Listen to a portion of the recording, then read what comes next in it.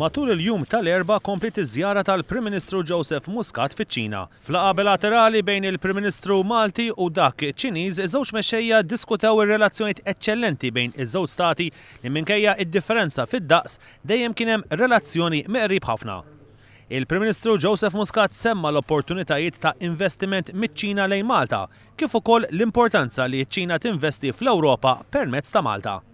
Il-Prim Ministru tkellem ukoll dwar il-proġetti ta' infrastruttura u fil-qasam ta' l-enerġija li żewġ pajjiżi qegħdin jaħdmu flimkien biex jitwettqu f'Malta.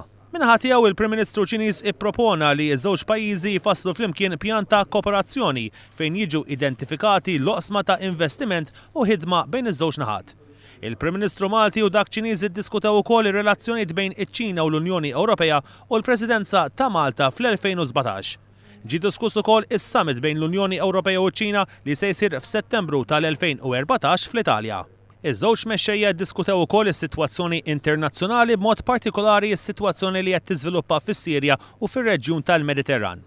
Flimkien mal-Prim Ministru Joseph Muscat fiċ-Ċina hemm id-Deputat Prim Ministru Louis Grech u l-Ministru ta' l-Enerġija Konrad Mizzi.